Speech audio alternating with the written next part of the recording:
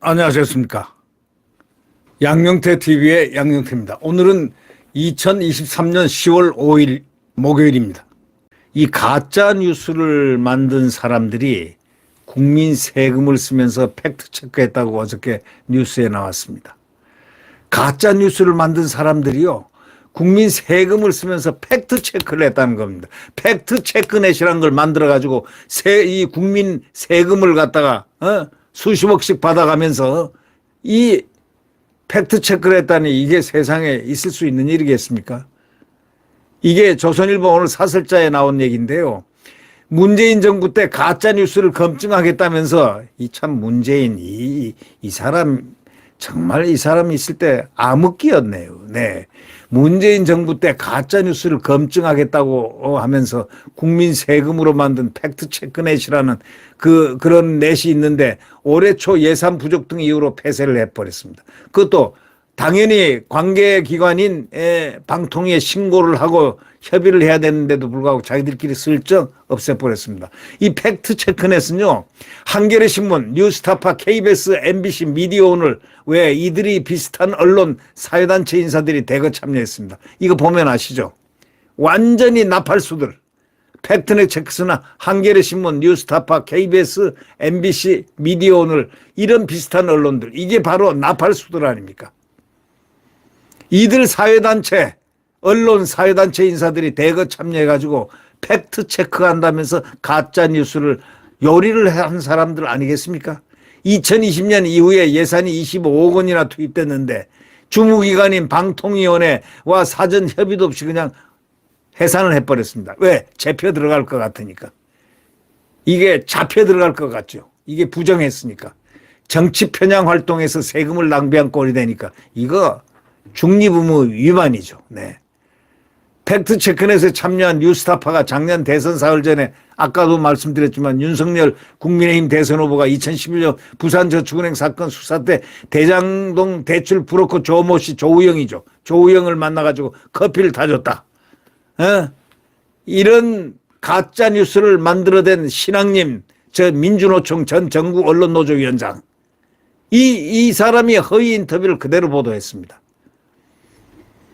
터무니없는 가짜 뉴스인데 이 신 씨, 소위 민주노총 전국 언론노조위원장, 이 신 씨가 이 인터뷰 뒤에 김만배로부터 책 3권값으로 1억 6,500, 아까 얘기를 제가 말씀드렸습니다. 돈을 받았습니다. 이게 언론입니까? 이게 신 씨하고 뉴스타파 행태가 이게 언론인입니까? 이게 언론인들입니까? 이게 양아치들이지. 이게 어떻게 언론인들입니까? 도둑놈들이지. 이게 신 씨와 뉴스타파 행태, 이게 언론입니까? 이게 당시 KBS와 MBC, YTN, JTBC, 한겨레 신문 등은 이 내용을 그대로 받아가지고 그대로 돌렸습니다. 보도했습니다. 또 이거를 계기로 해서 아까도 말씀드렸지만 이재명과 민주당은 대장동은 윤석열 게이트라고 주장하기 시작했습니다. 짜고 고스톱을 쳤는데 그래가지고 표를 얼마나 훔쳐댔을까요? 네. 이 표가 부지불식간에 얼마나 가짜 뉴스로 인해서 이 탈색이 됐을까요? 그거 생각하면 끔찍하기 짝이었습니다. 자유민주주의가 완전히 강간당하는 그런, 정말 자유민주주의가 조종을 울릴 정도로 이렇게 못된 짓이 뒤에서 횡행했다는 것, 이걸 우리는 어떻게 용서할 수 있겠습니까?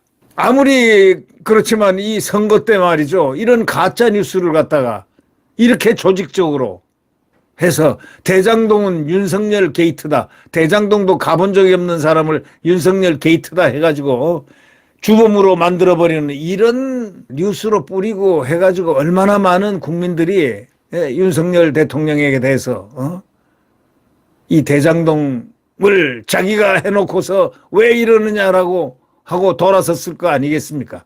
이런 거 생각하면요, 이재명은 그 죄를 갚을 길이 없을 겁니다.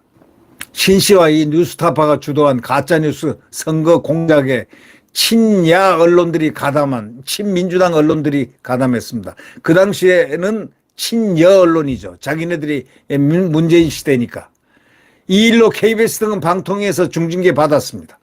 그런데 이런 가짜뉴스를 만들고 퍼뜨리는데 앞장섰던 매체 인사들이 국민 세금으로 가짜뉴스 잡는다는 팩트체크넷을 만들어가지고 그걸 세금 받고 운영을 했다니 말이죠. 이 도둑놈들 아닙니까 이게. 이들은 건당 5만에서 15만 원씩 뉴스 한 건당 사례비도 받고 말이죠. 팩트체크넷 인사 중에는 김만배로부터 수억 원 돈 받은 자도 있다는 겁니다. 이거 다 파내야 됩니다. 파내서 이제 정말 정교하게 이들에 대해서 조사를 해야 될 겁니다. 또 민간 서울대 팩트체크의 건당 평균 비용이 47만 원이었던 반면에 팩트체크넷은 1,000만 원이 훌쩍 넘었다는 겁니다. 팩트체크 건수도 맞죠. 서울대가 10배가량 많았는데도 불구하고 이 팩트체크넷은 1,000만 원이 훌쩍 넘었다는 겁니다. 팩트체크 내용 또한 문재인 정부하고 민주당이 유리한 내용만 압도적으로 많았다는 것. 국가 채무가 문정부 4년간에 400조가 늘었다는 건 여러분이 상식으로 잘 알고 있지 않습니까? 근데 400조가 어디에 400조냐. 이 예를 들면 지금까지 박근혜 정부 그때까지 문재인 정부 바로 직전까지 여태까지 오랜 세월 동안 국가 전체 채무가 600조밖에 안 됐는데 이자가 이 5년 동안에 집권하는 동안에 5년 동안에 400조를 먹어놨어요. 410 몇 조가 되죠. 네. 이 돈을 갖다가 국가 부채를 만들어 놨습니다. 이런 보도는 사실이 아님식이었다는 겁니다. 사실이 아님. 사실인데도 이 보도는 사실이 아님. 이런 식으로 팩트체크를 하는 겁니다. 팩트체크의 객관성과 신빙성도 떨어진 겁니다. 완전 가짜를 얘기하는 거죠. 팩트체크넷은 그동안 자신들이 했던 팩트체크 내용조차 확인할 수 없도록 다 만들어 놓고 떠나버렸어요. 해체해버렸습니다. 아주 파렴치한 일이죠. 파렴치한 일이라고 이 조선일보 사설자는 신랄하게 비난을 하고 있습니다. 이거는 비난받아 싼 정도가 아니고 모조리 잡아들여서 조사를 다시 해야 된다. 정말 과거 같으면 말이죠. 이런 짓 못된 짓 하면 주리를 틀어버려야 되는 겁니다. 옛날 2조 조선시대는 주리를 틀지 않습니까?